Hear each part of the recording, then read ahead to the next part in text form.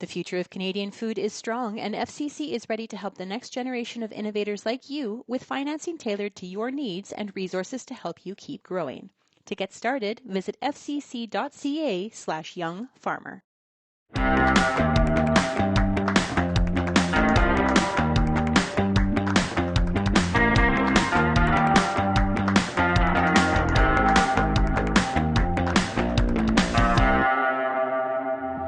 Thank you to our show sponsors, the Canola School, Ruminating with RealAg, and RealAg Radio. Real Agriculture's RealAg Radio is Canada's only daily one-hour agricultural radio show broadcast across North America on Rural Radio, Channel 147 on Sirius XM. Hosted by Sean Haney, the show airs weekdays 4:30 Eastern across Canada and the U.S., and again at 7 a.m. the next day. Listen live on Rural Radio, check it out at realagradio.com, or download the podcast wherever you get your audio.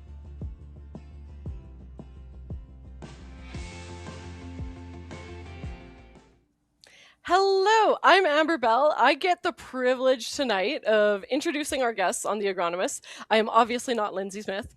I am the Alberta Field Editor with Real Agriculture. And so for tonight's show, we have the pleasure of having Ian Epp and Jeanette Gaultier on the show with us. Welcome, guys. It's great to see you. Happy to be here. Yeah.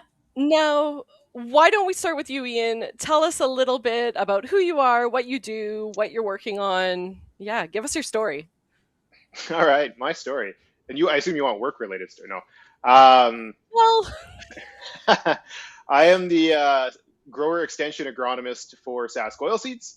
So right now it's prime extension season. So talking to farmers, taking messages, best management practices, new research. Sask Oilseeds funds a lot of research. So taking a lot of that research and all the other good research out there to farmers in a variety of ways. And then also taking some of the feedback from farmers, things they're seeing in the field. Maybe I know we're talking about Verticillium, but hearing the Saskatchewan Verticillium story in 2025, and kind of taking that back to Sask Oilseeds, to researchers, and going, here's where we are in Saskatchewan, is there something we should do, or just be aware of what's going on? So right now it is just out and about meeting with farmers. Wonderful. And Jeanette, let's go to you.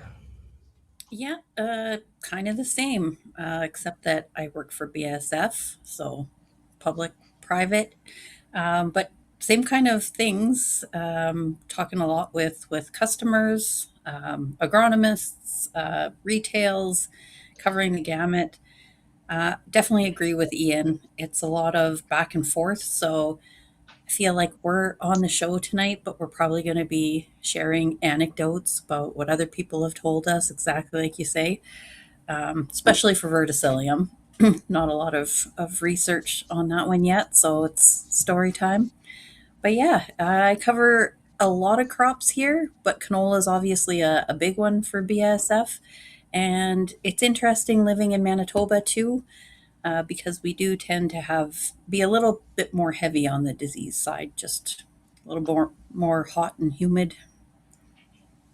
I haven't been out there very often, but I do know the last time I was out and got to see you, Jeanette, it was freezing cold and really wet, and you couldn't get down like any road whatsoever.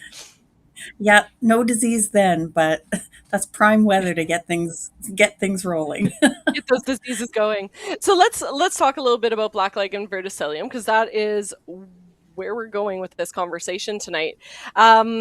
Tell us a little bit about the background of the different provinces, maybe, and how you've seen differences between the provinces. I mean, Verticillium was a Manitoba thing for a while.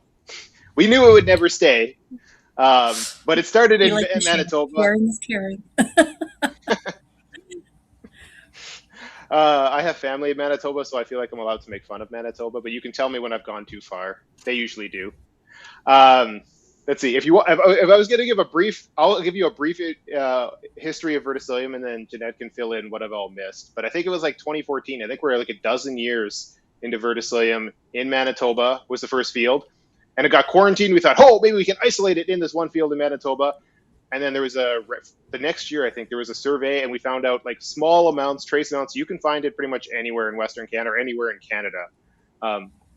So it was a Manitoba thing, and it's largely had stayed a problem in Manitoba for a while. We see the spreading in Manitoba quite rapidly. I don't know how fast, but once we figured out some basic idea of how to look for it, what it was not, all those kind of like basic science questions of what the symptoms look like in Western Canada. Suddenly we found out that it was a fairly widespread in Manitoba, and you could find it in Saskatchewan and Alberta. But more recently, like in the last 2 or 3 years, is really, I'm a Saskatchewan person, but that's where we really start to see it noticeably in Saskatchewan, right? Like if you say you could find some random tests or maybe this one pocket right along the border or something. But the last couple of years, especially 2025 is the first year we had growers saying like unsolicited, not looking for it, they found it in fields, or it was they think they're seeing significant yield loss. We can't really hard to quantify that, but like it's now arrived in eastern Saskatchewan for sure. So I mean that's what do you think? Yeah. What do you think that the abrupt change in how much is being spotted out there, what is that attributed to? I mean, as an extension, I would say as an extension person, I'm going to take slight credit that we've done, like everyone has been hitting the road with like, here are the symptoms, here are the pictures, here's what to look for. We also have good testing for it. But I think so a good extension is part of it. And also it is spreading. I mean, it's getting easier to find the more of it is. In Manitoba, I think the symptoms are just like off the hook easy. It's like textbook. Or I don't know. I've been to some fields in Manitoba, and you're like, the first time a couple years ago I was in Manitoba, and I was like, I want to see if I'm an extension person. You got to be more of an expert. So I want to see this thing in the field. And we got to this first field just outside of Winnipeg, and I was like, it's like textbook. Next stem, and it was like the entire field, and it was like the most obvious. I feel like in Saskatchewan the symptoms have been generally a little bit more muted, not quite as obvious. Less infection, which is a good thing, but it makes the visual part of it a little bit harder. And I think Alberta has been a lot more like Saskatchewan, where it's harder to see, whereas parts of Manitoba, I mean, corner to corner, some of those fields are just like the worst case scenario pictures that, we will present at a grower meeting. And where do we stand, Jeanette, with that in Manitoba? I was going to say, I love the question, why did it take off? Because the answer is, I feel like most people answer here like, it depends. This one is just like, we don't know. But yeah, no, Manitoba is, I have a map on a slide, but you don't need to pull it up because it is just me basically taking paint and coloring in Manitoba and eastern Saskatchewan along the border in red, which basically means you have it. Like every single field has it. If you grow canola, even people who have just broken up land that's been hay, and they're like, oh, there's symptoms, and it's like, yeah, it just has spread. So there is inoculum everywhere, and then, as Ian said, it is spreading. So the rest of Saskatchewan and Alberta I have colored in pink, and you should be looking for it, and you'll probably find it if you look hard enough. And that actually stretches to Ontario now too. I know that they've found Verticillium. And back to your question, why? I don't think we have a good answer for that. I mean, it's not necessarily new to North America. I know areas of California that have grown brassica vegetables have struggled with it. I think, it's just really weird. I think it'd probably be the same answer to someone saying, why is clubroot so bad in Alberta? And it's like, why did it all of a sudden blow up? And it's like, well, we can say, maybe soil pH, maybe there's factors. I know there was a theory that I think this year there's been some data which shows that doesn't support it. But there was a theory that maybe that shift to straight cutting might have encouraged the disease. But again, the Manitoba canola growers did some work with Dr. Chawla, and they're showing that there's actually similar inoculum loads put back in the soil, whether you swath or straight cut. So that's a myth that's been busted. So we're still left at, we don't know. And now we have Wheat Pete in the comments here, and he is asking what conditions will cause it to spread the fastest, and is it likely to become a big issue in Ontario, as that is where Pete is. Wow. I think Jeanette already kind of summed up Verticillium. Probably it will, but also like we don't know. We're still kind of I feel like when you go to grower extension meetings, you're telling growers who are like, in 2026, what do I need to do? And I'm sure we'll discuss those things a little bit, but the list is short. We're still funding a lot of basic science on, how does it manifest in Western Canada? How does it look? How do we deal with it? Like if you look at the research list of funding, it's a lot more basic science things. And I mean, some practical things, but there's a lot about Verticillium we don't know. But if it is already in Ontario, I'm sure it will spread. That's the thing, a soil-borne the microsclerotia are above ground. It's going through the combine. That's an excellent. I mean, there's all the other mechanisms of spreading, but through the combine is just. I mean, that kind of guarantees your corner to corner of your field eventually. Maybe you'll see worse infection with different, micro environments in the field. I actually had somebody suggest to me that in Saskatchewan, for areas where we don't see a lot of Verticillium yet, we should be sending in, you could send in your samples, but in Saskatchewan, it's still hard sometimes to get a positive sample, especially the western side of the province. You should be sending in if you just want like a presence on my farm, you should send in your engine air filter off your combine. And I'm guessing, I think I'm going to send a couple in just to see, because that would give you a basic no-go. And if there's that many spores coming out the back, they're that tiny, I'm sure the engine air filter on a combine is just full. But I'd be curious to quantify that. That was something suggested to me as an early surveillance thing. And I mean, for that, it would work. But that tells you, like, that's where the spores are. They're in the, that's the microsclerotia. We're in the air. We're seeing this. And that's why it's a soil-borne disease. But as far as spread, the opposite of clubroot, where patch management is kind of a, there's it's not always the easiest thing, but there's benefits to it. Here, I think it just doesn't work that way. So what does patch management look like? Well, we should have built a wall along the border. No, of the Saskatchewan and Manitoba. No. Build the wall. I don't know if that's a good answer there, Ian. I don't know if I'm allowed to say that. No. Correct here. Come on. there really isn't a patch management that's going to be successful. Like we can talk about crop rotation, and crop rotation could have some, can have some value. But as far as like in a field, can you maintain it to this part of the field? It doesn't seem like we have any tools to kind of contain it or minimize the damage within field. So what would you say then is the value in going and making sure that you have tested, know that you have it in your field? I mean, if you're seeing yield loss and you're unhappy with your canola yields, you want to know why.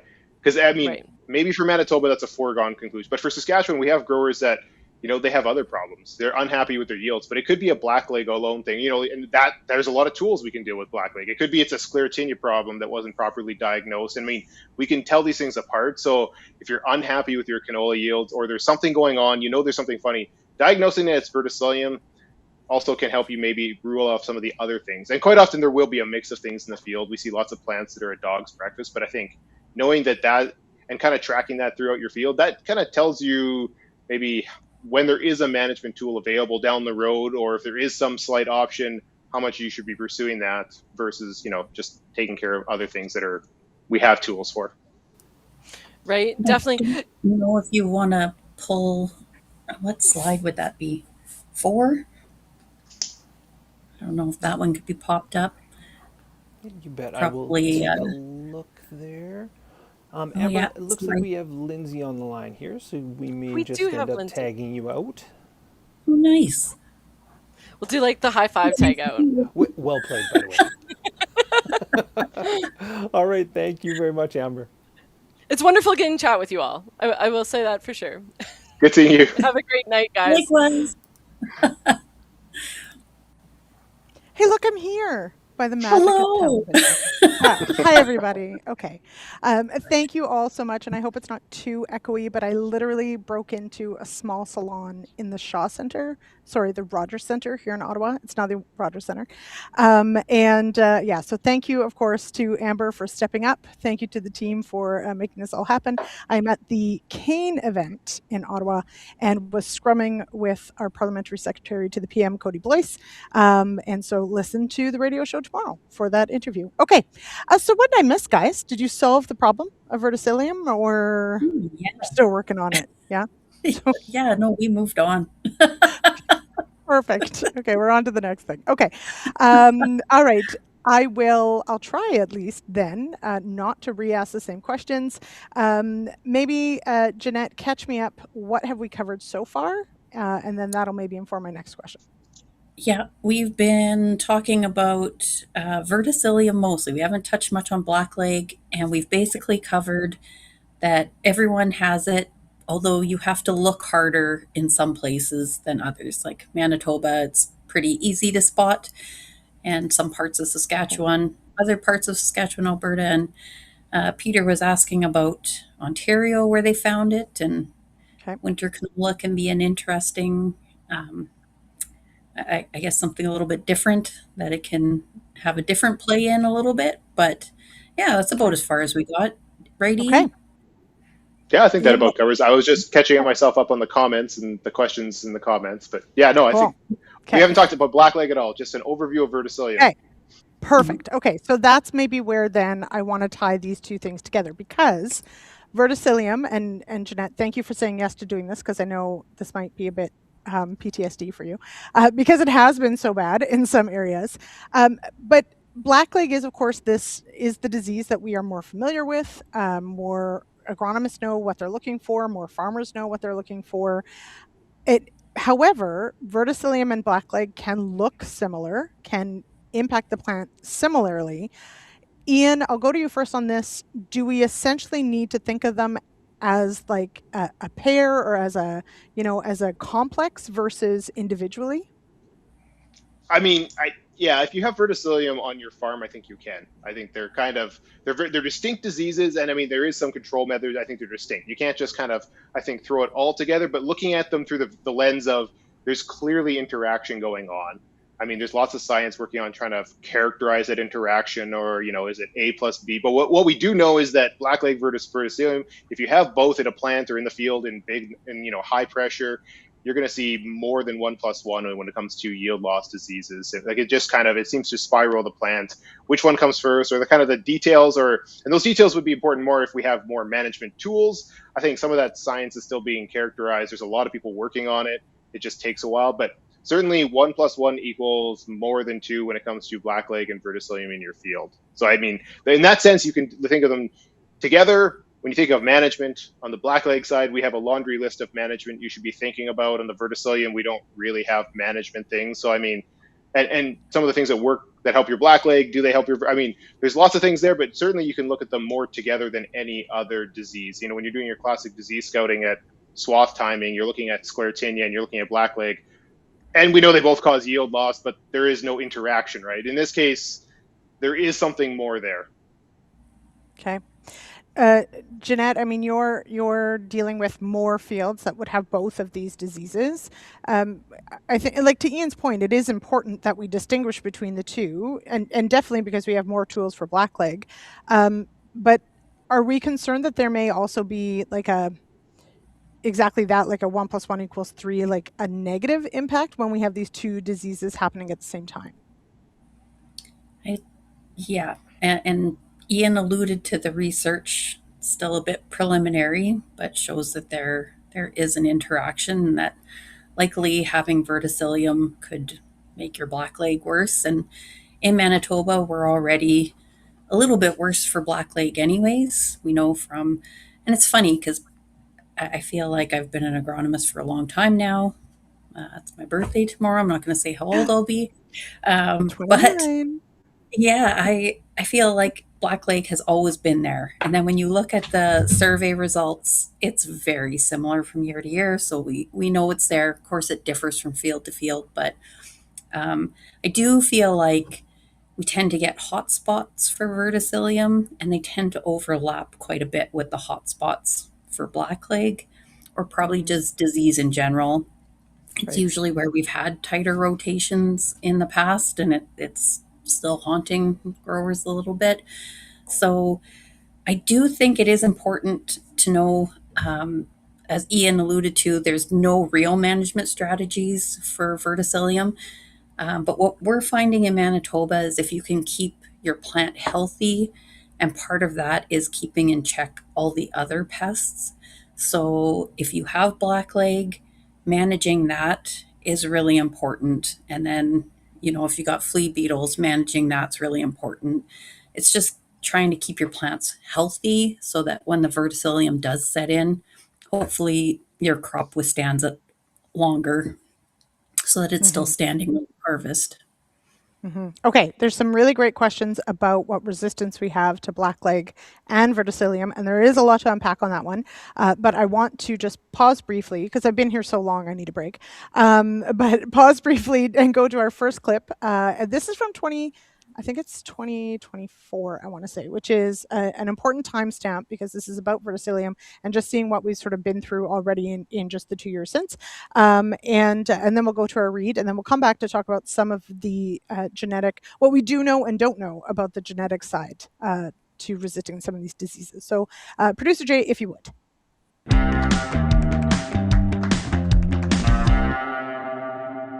Finding it. We know that it's been here since 2015. We know that it's been widespread, across Manitoba, Saskatchewan, and Alberta.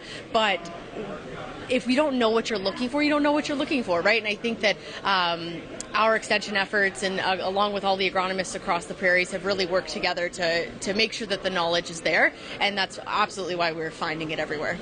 Are we getting a better understanding of the impact on yield?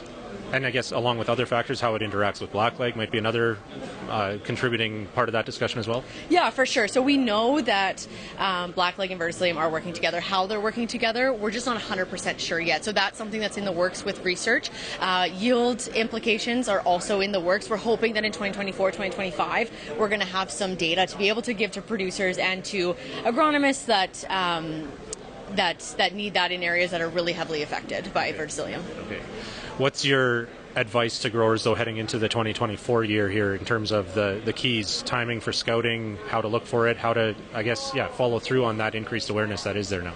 Yeah, so I think first things first, everybody needs to, be really aware of what has been happening in their fields in the past. If you know that you've had a verticillium problem, know that you've had a blackleg problem, really important to get out scouting early for blackleg. And verticillium timing for scouting is really, we want to see that later in harvest, a little bit later. With blackleg, we want to go in at 60% seed color change. With verticillium, we need to push it just a little bit, right around straight cut timing, after swathing. You can even go in after you've cut your canola crop, straight cut it, and then you can go out and look for it too. It just presents itself better that way, and it's more it presents itself better later in the season. So that's the timing that we want to see. When we're looking, we want to go in and take snips of cross sections of the plant right at the root tissue, looking for more of a starburst pattern in the root cortex, whereas opposed to blackleg, it'll just be a very distinct black wedge.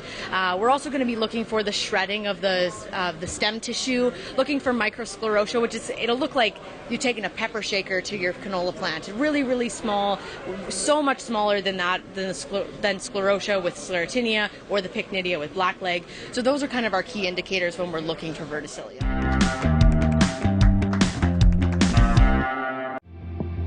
Our sponsors tonight are Ruminating with RealAg, RealAg Radio, and the Canola School. From pre-seeding seeder setup and checks to pest ID and advice on nutrient management decisions to tips on determining swath timing, RealAg's Canola School covers every facet of the canola growing season. The Canola School is made possible through sponsorship by BASF Canada and Invigor Hybrid Canola. Learn more at canolaschool.com.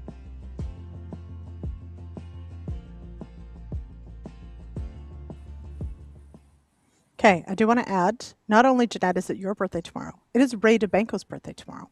You are birthday buddies. I think that he's older. Pretty sure. Anyway, okay. So happy birthday to you both a day early. Okay, questions about resistance. And this, we also will do a whole show at times on just blackleg because as a disease, it's complicated enough. Jeanette, I'll go to you on this first. We want to be very clear. These diseases do happen at the same time. At times, we scout for them at similar times. They enter the plant at similar times, but they are distinct diseases. And so if I'm planning blackleg resistance in my hybrids, that doesn't necessarily infer any sort of protection to verticillium, right? No, unfortunately not. So blackleg, thank goodness, we have really good resistance, like good enough that we are getting that R. I clicked into the chat quickly and I saw Jason had answered about resistance versus tolerance. And I know chatting with our breeding group, they would call it partial resistance for verticillium, which to me sounds way too strong.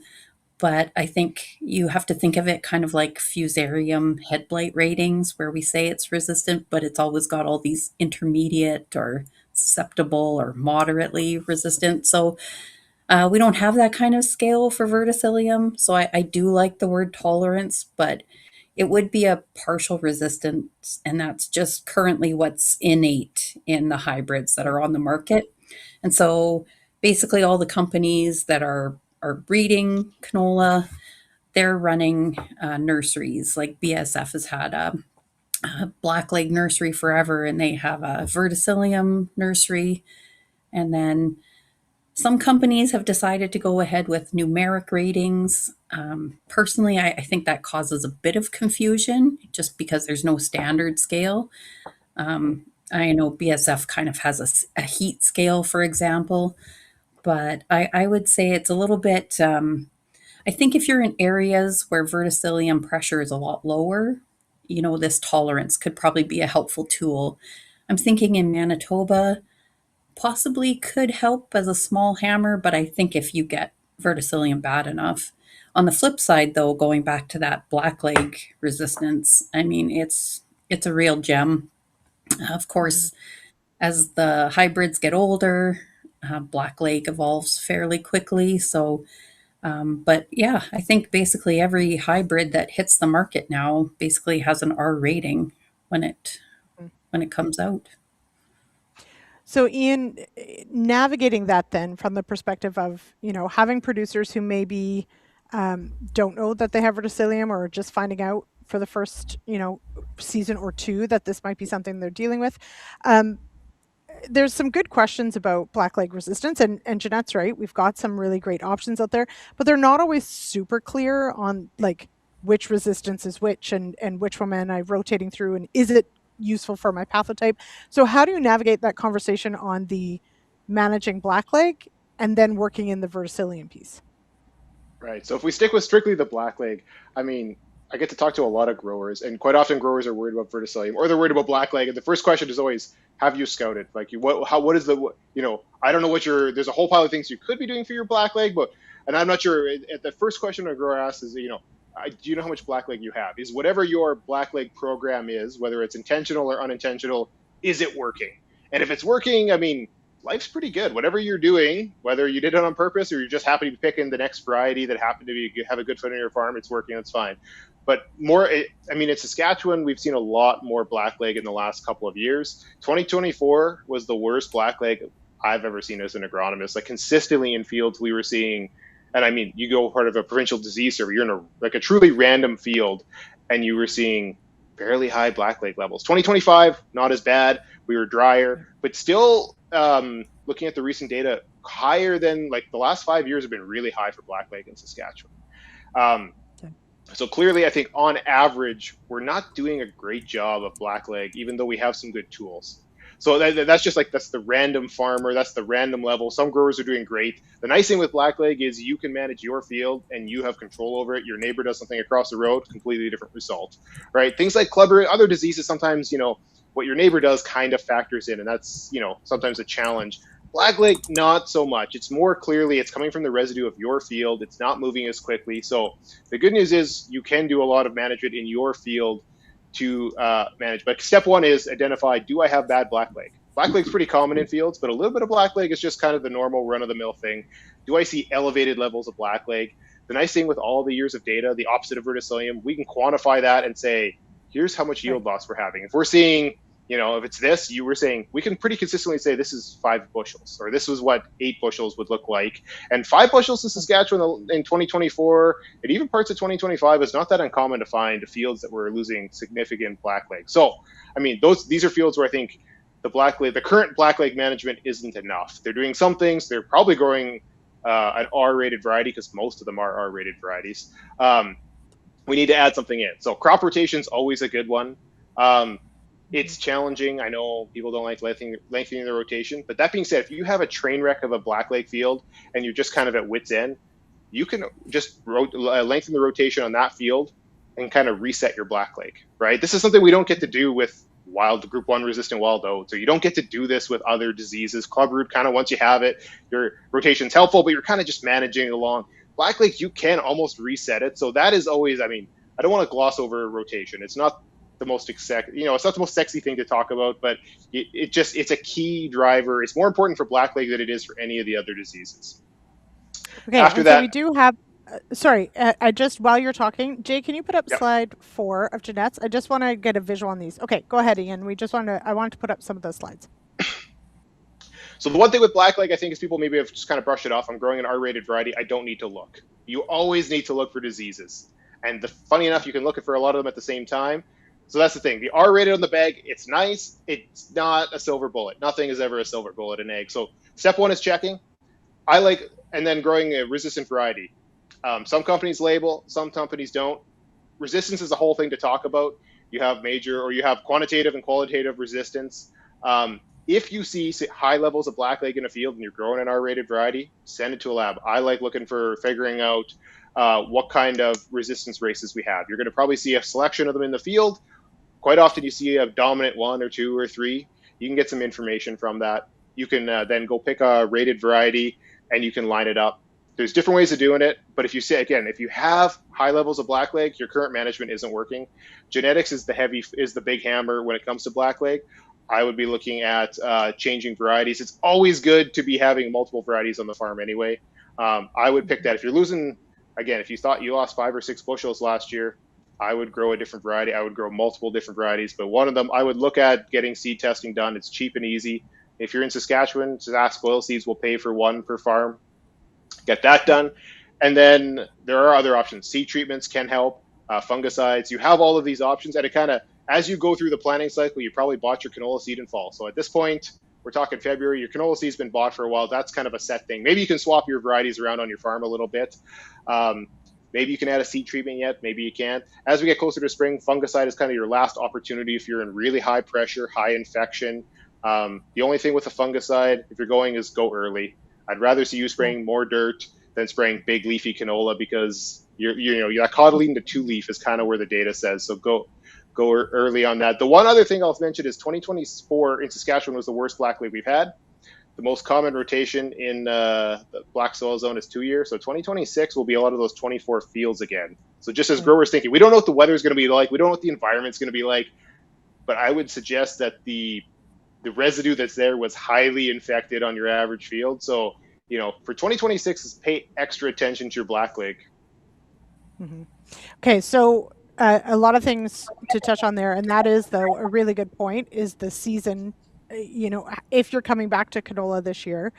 So, Jeanette, I do want to touch on some of you've got some great pictures here to go through this. But if, like, as Ian's saying, let's say I've got a field that in 2024 was, heavily infested, and I know it was blackleg, I'm going to assume 2 years is not enough. Is there an ideal for the disease? I'm not saying for the farmer, I'm not saying for, cash flow, but is there an ideal, 1 in 4 or 1 in 3? What sort of, where with blackleg anyway, focused on blackleg, where do we land on an ideal rotation? The data would point you to that you're having canola 1 in 3 years as a minimum. I like 4 years. That might be the Verticillium in there talking to. And I know people are probably saying, well, if Verticillium's everywhere, does crop rotation even matter? But yeah, like we definitely do see it. And it's interesting. I've definitely had some farmers who had a tight rotation, and industry is amazing. Science is amazing. We've always come up with the next, resistance or whatever to address the issue, so that, we can keep growing canola when there's clubroot or blackleg. I think Verticillium has been the first time in Manitoba where people just feel like they're kind of at a loss, and it's really pushed people to have longer rotations. Colleague who I used to work with, Leighton Blaschko, he used to say, Jeanette, what are soybeans? What are you talking about? I'm like, Leighton, it's great. It's a crop rotation. Yeah, it's something else. Yeah.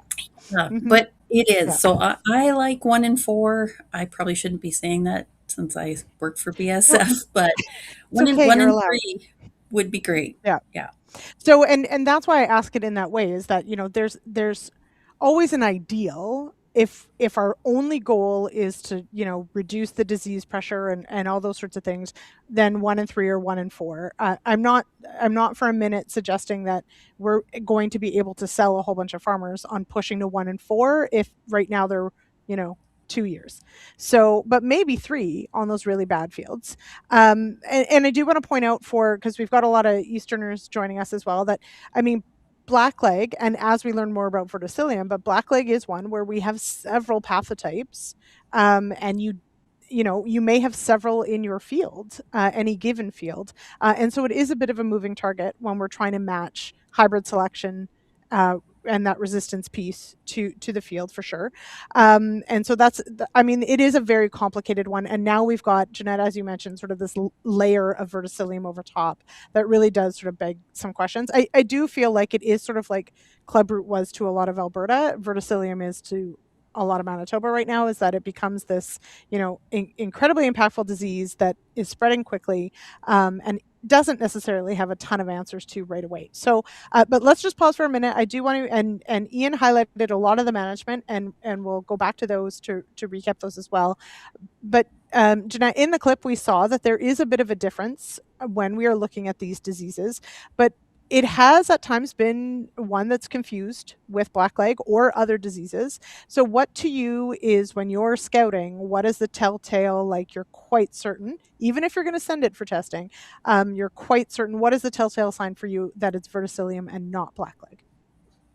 First, I just want to say I have a proud mama moment because Court was my first summer intern at BASF. Oh, we're so proud. Great job, Jeanette. Yeah. Yeah, so here are some pictures. Ian mentioned it earlier. In Manitoba, often you'll go out to a field and you'll just be smacked in the face with some of the symptoms that we associate strongly with verticillium, that striping. So everything that's in the blue box on this slide is verticillium. And once you've seen it enough, these are symptoms that will stand out to you. But I think early on sometimes, and especially if you don't have high pressure in a field, it's a few here and there. I know there's people who even wonder if we had verticillium in Manitoba earlier than 2014 when it was first found, I guess. That just went misdiagnosed. And so if you're lucky enough to have all three diseases or all the canola diseases, so there's a picture there of 3 stems from a field. One's got the stripe, that's verticillium. One's very white, that's sclerotinia. And then, of course, we've got blackleg on the right side. But on the far sides of the slide, too, I just have, and sometimes verticillium can be very chameleon-like, especially early on, like when you're going to the field at that 60% C color change for your normal timing. And sometimes it can look very bleached, like, and your side branches might be bleached or dying off, and you could say that's sclerotinia. And then same with blackleg. Sometimes if you're not seeing some of those early signs of pycnidia or mycosclerotia, it's kind of harder to tell, and especially when you have both, even sometimes clipping those stems. And so, yeah, it probably, I know I've pushed my timing to do some scouting back, but it does beg the question. I know I had this conversation with our breeding team. They like 60% C color change because that's when your impact to yield happens.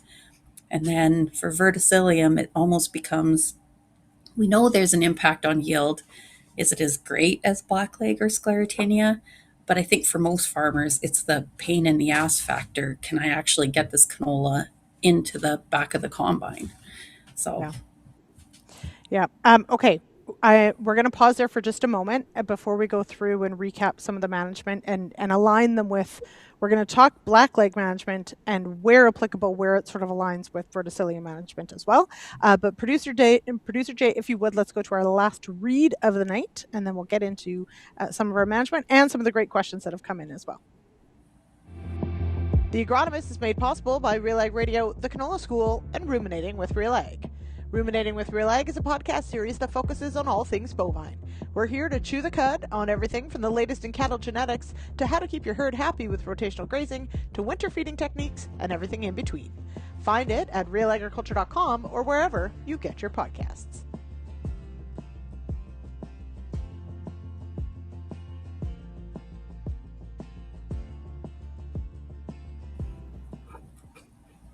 Okay, so let's go. Producer Jay, if you would. I believe it's slide 1 and 2 that Jeanette sent to talk management.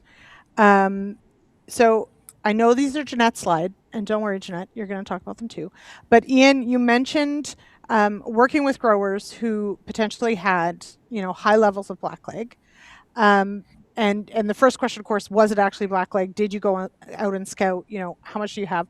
So from your perspective, when we look at, managing blackleg, is it where are we falling down? I guess is step one. Is for producers that are maybe struggling with this disease, is it that we're not first actually quantifying how bad of a risk it is, or where do you feel we can improve the most in our management of blackleg?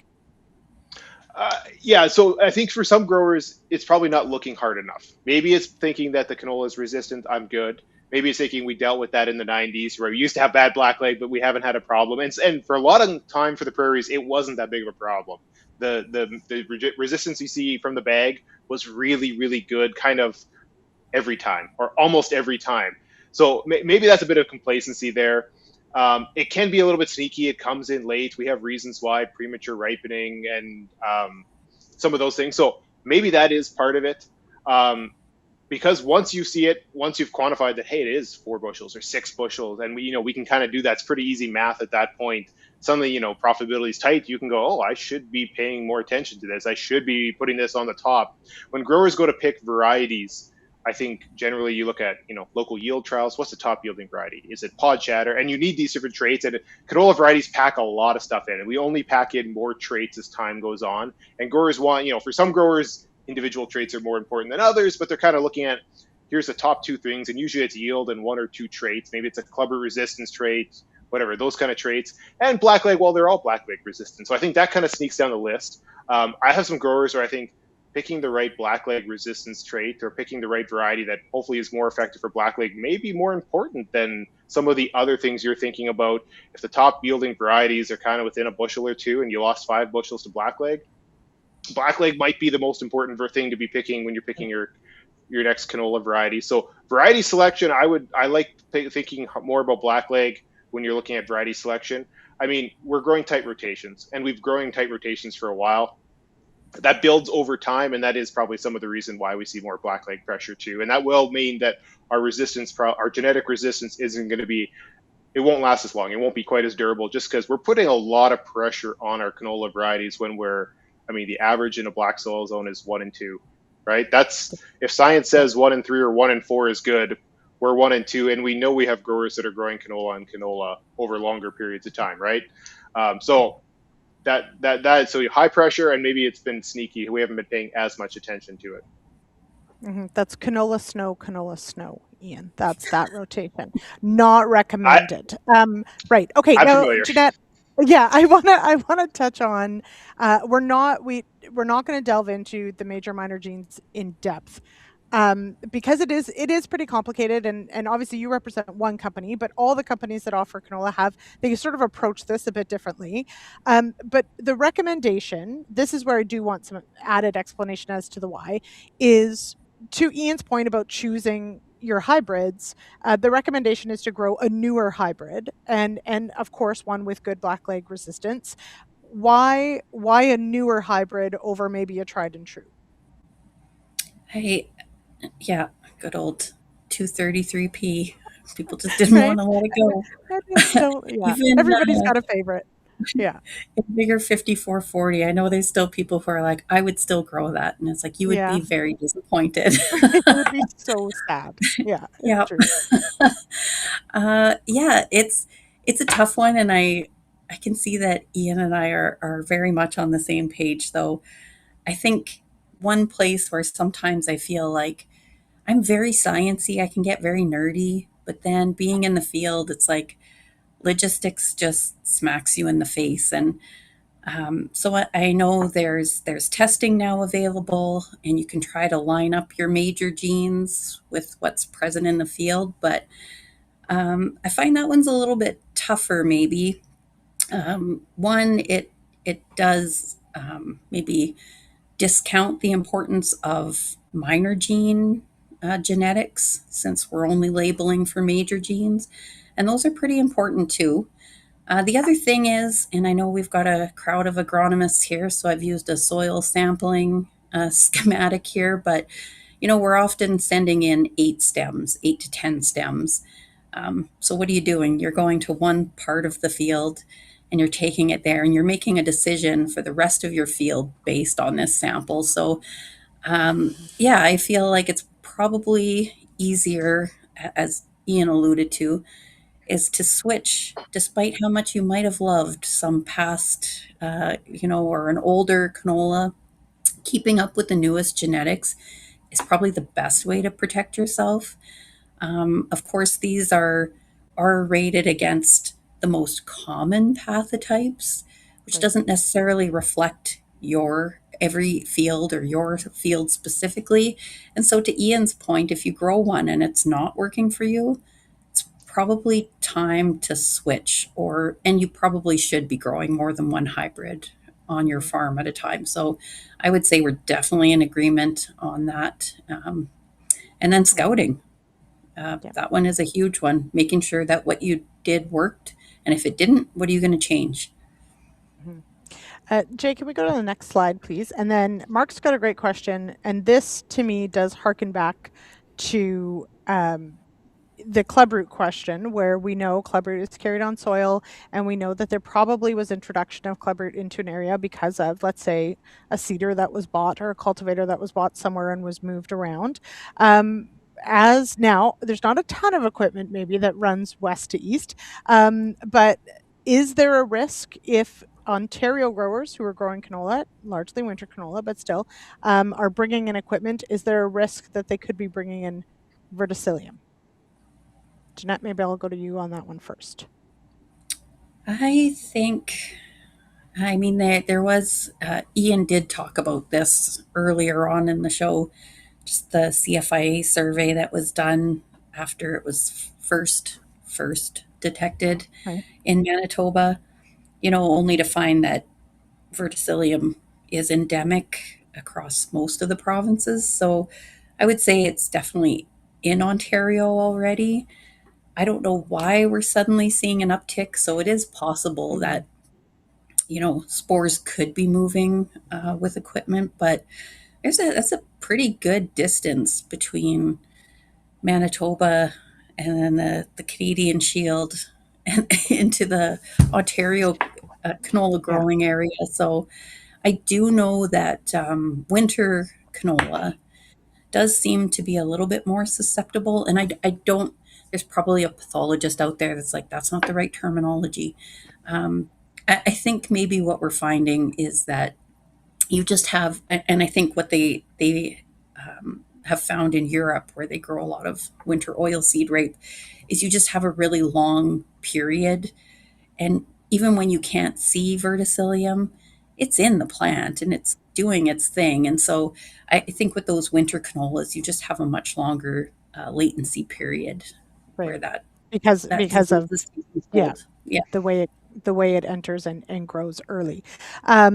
So and on that point, so fungicide, and we've talked about this on the Canola School and other things as well, that these diseases enter so early, like blackleg, and Ian, as you touched on, if you're choosing a fungicide pass because blackleg is the problem, it is so early in the season. I guess one of my follow-ups, Ian, on the management piece, so 2024 being a bad year for blackleg, were there ideas on the why on that one? Like, were there storms that came through early that might have caused lesions? Like, was there poor weather? Like, was there any sort of good explanation as to why that infection may have happened in 2024? So for if you look at the Saskatchewan example, for the last 5 years, we've seen that from the disease survey, it's going up, right? So you have more infected residues, so you have more potential for disease. And then 24 was kind of the catalyst of cool, wet weather. It was kind of everything that blackleg likes as far as an early season infection. We saw that. So you had tons of infected residue. You had the kind of this building up that gave you the potential for bad disease. And then you had the bad environmental conditions to kind of allow for a lot of successful infection, right? So that's a lot of the variability in some of the disease is the infection early season. Is it good? Is it bad? And we'll see that kind of yo-yo effect depending on that. But having more infected residue, that kind of longer trend, those are the longer trend lines that I think are more concerning, and that we have more management, growers have more control over the management of that. Okay, so Jeanette, on the slide, one of the key things, so we do talk about, and I don't know how widespread it is that growers are going in with fungicide very early, but from the work that BASF has here, it says that it had no effect on verticillium on that early spray. So what then are, and I know we've touched on rotation, but an early fungicide pass may help on the blackleg front, but it's not necessarily an option for verticillium at all. Yeah, and we actually did rerun trials, not last year, but the year before, even though, this use pattern isn't new. Just because people were saying they thought they were seeing positive responses on their verticillium, which Verticillium's really tough. I mean, it's not the same as Dahlier, Verticillium Dahlier, but we know even in potatoes, they've been looking for a fungicide that treats that, and it just hasn't shown up. So yeah, despite being a fungus, fungicides don't work that great on it. And the trials we ran definitely showed that when we did ratings in untreated and the fungicide treated, you could see that Verticillium was the same. And the Manitoba canola growers also ran some trials last year, and they found the same. The interesting thing is, again, we did talk about how you might be getting some interaction between the two. To me, well, I work for BASF, so I feel like I can talk about plant health because Well, yeah, did we coin that term?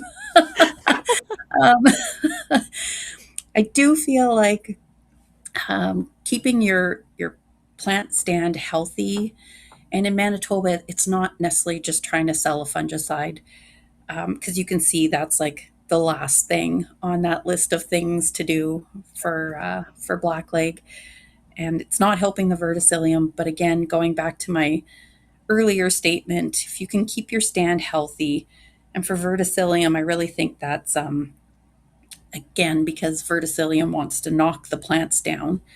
You want to pay attention to your seeding rate. You want to watch your nitrogen rates that you're putting on. So anything that impacts lodging or the probability of lodging. But then also, I think by keeping your blackleg in check, and if it's bad enough that it warrants a fungicide application. I mean, this was one picture. I couldn't get a drone shot this day because it was way too windy.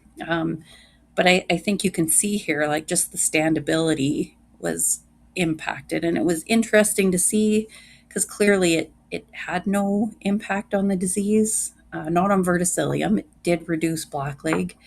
But yeah, I definitely see an uptick of growers trying an early fungicide in canola. And I think they have verticillium in mind, even though it's not doing anything on it. I think overall, maybe they are seeing an impact just by promoting a healthy stand. I'm not saying that should be the first go-to. It certainly shouldn't be. They should make sure they have other things done first. But I have seen what they're talking about, and so I'm not going to poo-poo it. Mm-hmm. And I think, I mean, and I know this is Jeanette's slide, Ian, but I mean, you list essentially in the same order, right? That fungicide use is way down at the bottom when we talk about blackleg, and it really is more about things that are well within a farmer's control, which is stretch your rotation, know what you have, use resistant hybrids, rotate those genetics. I want to just touch on, because this came up earlier this week in a separate conversation, and so I'm a little fascinated by this. Ian, with the growers that you work with, is it a really hard sell to get them to toss more than one or two hybrids in the mix in a year? And if so, why? No, I don't think more than one or two to get two hybrids on the farm is not that hard usually. Okay. I know I've been on some cases where I had a large farmer that grew only one canola variety and they were unhappy with their variety that year. And I was like, well, we need a comparison. And I mean, there's lots of, most growers I think are going to have at least two varieties. There is that logistical challenge of how many varieties, and sometimes it is 3 or 4 might be nice, or you have the one you're really happy with, or you have one or two.